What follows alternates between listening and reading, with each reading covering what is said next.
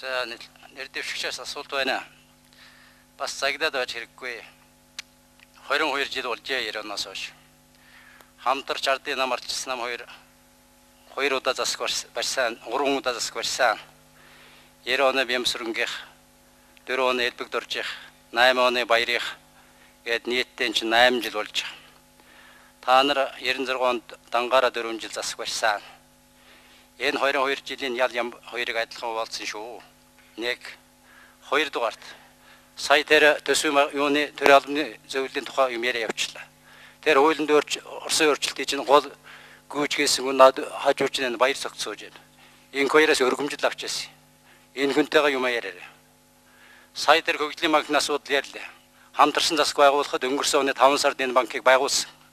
Энэ банкнд бонд гарах, мөнгө босгох бүх асуудлыг баяр цогт хариуцж ирсэн.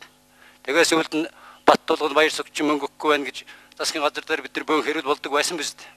Одоо яахлаараа хөгжлийн банкны асуудлыг гэнт бид нар бий болгочихсон юм шиг яриад өгөх. Ингэж болохгүй. Юм үннээрээ байсан дээ. 2-3 асуулт байна. Нэгдүгээрт улс төрийн хувьд нэг талаас Балтай уягт баяр хүргэмээр юм шиг нөгөө талаас эмгэн илэрхийлмээр юм шиг санагдаж байна. Ягаад гэж 98 онд Инг сайхны бий болгосон эсний 13 одоо энэ танад хамтарч байгаа хэсэг дотор байгаа. 2006 онд ардын намаас төрсөн эсний 13 бас Элбэг дөржин засгийн газрыг түлхэж унагсан юм байгаа. Ийм хоёр эсний 13-таа нэгдэж засаг байгуулж байгаа явдалд чинь эмгэн илэрхийлж байна. Нэг өрөвчсөн юм хоёр дахь өрөвд юм аа. Тийм учраас би засагчийн гэр доктортой байх вэ гэдгийг нэгдүгээр асуултаа тавья гэж бодсон. Хоёрдугаарт энэ хүний хөгжил сангийн хуулийг хамтарч яагаад гаргасан? Энэ мөнгийг өгчээсэн. 9 оны ерөнхийлөгчийн сонгуульд Элбэг дорж ерөнхийлөгч нэр дэвшээд явж байхдаа ардын намын 1.5 саяыг өг, арчилсан намын 1 саяыг өг гэдэг үгийг телевизээр яриад ингээд сонгуульд дууссан. Одоо энэ хүний хөгжил сангийн хууль цаашаа хэрэгжихгүй. Энэ зөвхөн ардын намын 8 оны сонгуулийн амлалт биш, сүүлд нь арчилсан нам ардын намын хоёрын хамтыг болоод хамтарч хууль батлаад сангийн сайдаар нь баяр цогт ажиллаж байсан шүү. Сангийн сайд өгөөд баяр цогт ердөө 8 хасаар болж байгаа шүү. Энэ 1.5 сая ерөнхийлөгчийн түрүү ярьдаг дээр 1 сая хоёрыг өгч дуусгахгүй. 2 дугаар асуудал энэ байна. 3 дугаарт энэ эвсэлгээч юмны сонгуулийн баримт хөтөлбөрийг би уншаа сууж байна л да. Стратегийн ач холбогдолтой бусад ордуудын гэрэг дахин авч үзнэ. Төсвийн хөрөнгөөр нөөцийн тогтоосон ордуудыг ард түмний мэдэлд төрийн хамгаалтанд авнаа. Хугацаа заагаагүй байгаа юм шиг өмнө нь хамаагүй сая ч хамаагүй. 2 дугаарт 39 оюу толгой нь Монголын талын эзэмших хувь хэмжээг 51-аас доошгүй хувийг эзэмшгээр гэрэг өөрчилнө.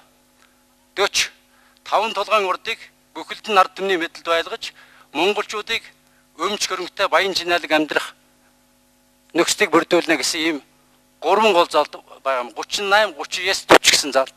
Энийг хэрэгжүүлэхгүй. Би тэгээд тэр эмгэнэл илэрхийлээд байгаа нь тэр л дээ. Би Элбэг дорж 98 оны засгийг эднэр яаж унгаж ясныг мэдх юм. Инг сайхан яаж манайхантай хувилдаж хагаад хэнийг Элбэг доржийг 2006 онд унгасныг унгачаад өөрөө шадар сайдуулаад эрсэл мөрөхгүй болохоор гомдолог оруулж хагаад эрүүл мэндийн сайд өгч хагаад унгасан штэ. Ийм юмстаа нийлхий чинь юу гэж үзэх юм. Одоо өчгдөр уржигдэр хөөрхөн юмнууд болж штт. Энэ даваа сөрөн гэж нэг этгээд байд юм л да нэг хуралд. Манай намд байсан юм л да. Тэгээ энэ засаг төрийн ажил их садаа болж н шудраг царайлчаад яриад байхлаар за энэ яг албан тушаал амлсан байна гэж дотроо бодчихсон чинь төсвийн баянгын хорооны даргаар тавиачдаг. Ингэж л байгаа байхгүй юу? Тэгээ засгийн газрын гишүүн байсан хүн энийг нэр дэвшигчээс асуугаад байгаад бол би үнэхээр гайхаж байгаа юм аа.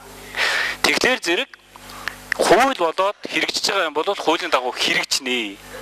Ингэж одоо эсвэл бие биендээ хайртай юм уу? Эсвэл бие биенийг үзээд яддаг юм уу? Ийм маягаар бол асуудал хандаад байх бол хэрэггүй. Хуулийн зөвлөгөө танд бол үнэхээр муудчээ. Ном сонин хууль бол сайн унших хэрэгтэй гэдгийг бас давхар энэ ялдуунд бол хэлхэн зүйтэй. Энэ бол цаашдаа танаа бүлгийг энэ мухардалд оруулж байгаа юм хийж байгаа байхгүй юу? Өөрөө батлсан хууль, улсын их хурлын тухай хуулийг. Тэгээ энэ хуулийнхаа заалтыг буруу тайлбарлаад бусад гишүүдэд ингэж өрөөлөд ийм байдал руу оруулж байгаа бол буруу шүү. Бид бол 90 оноос хойш хууль зүйд, эрх зүйд төрийг байгуулад яг хуулийн дагуу ажиллаж амьдарч байгаа. Энийг олон жил албан хачнаараа дулдуудаад өөртөө тааруул тайлбарлаж байгаа ийм явдлыг бол цаашдаа энэ гаргаж болохгүй. Танаа намын хувьд бол маш олон залуучууд шинээр сонгогдож орж ирсэн байна. Үнэхээр энэ байдал дээр бол ажил ирж хандах ёстой. Бид бол өөрсдөө цөөнх байж үтсэн, цөөнхийг банк хүндэтгэж ажиллаа гэдэг хэлэх гэсэн.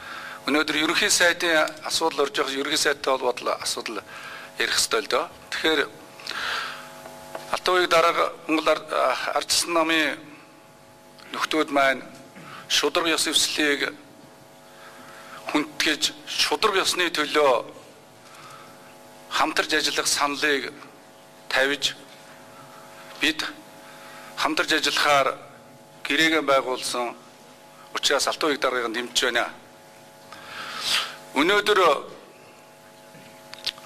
ярьсан асуудлаас хазайдаг хилцэж байгаа асуудлаас хазайдаг юм зүйл гараад байна л да. Сүүлийн үед энэ Нямдорж гээд нөхөр ороо болгоно телевизийн нэвтрүүлэгч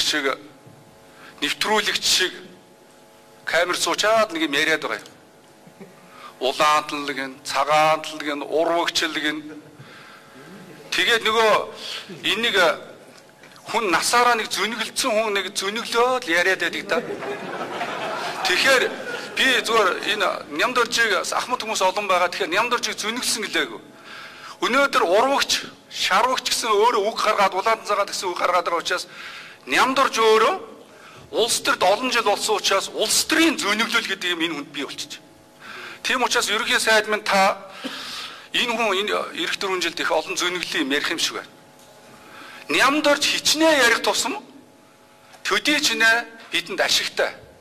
Нямдорж шудраг дур гаргаж ярьдаг байсан бол өнөөдөр Нямдоржийг хүн хүлээж авах болцсон.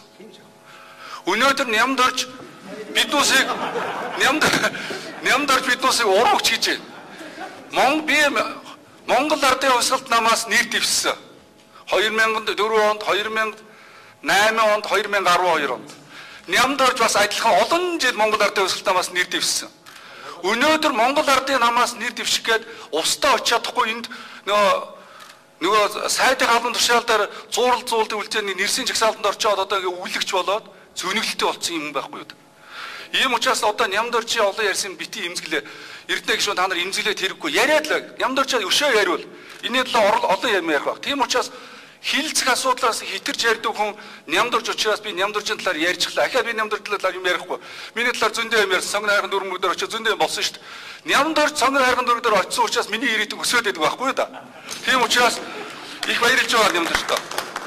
Баярлж байгаа. Тийм учраас өнөөдөр ингээд албан тушаалаа нөгөөдөр энэ төр өгчихнө энэ хүн.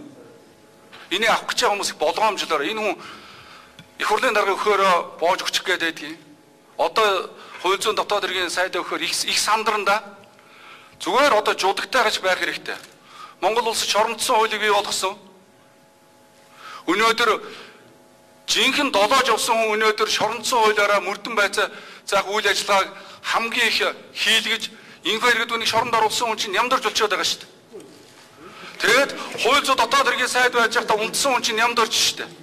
Ийм учраас би өнөөдөр үн Алтан үеийн талаар ярих гэсэн чинь Нямдорж, урвагч, шарвагч яриад байгаа өөр ирэхгүй Нямдоржийн талаар ярьлаа. Иннээс хойш би хилцэж байгаа асуудалд нь зогцож, хилцээж байгаа асуудлын талаар л ярина. Энэ Нямдорж ингэж ийш тийшээ ингээд элдвийн балаан юм донсоод улс төрийн зүйнэглэл хийхгүй гэдгийг харин хэлмээр байна. шорондсон Алтан үеийн хонгоос болоод явах шорондсон гарч байгаа. Чи хэлж Монгол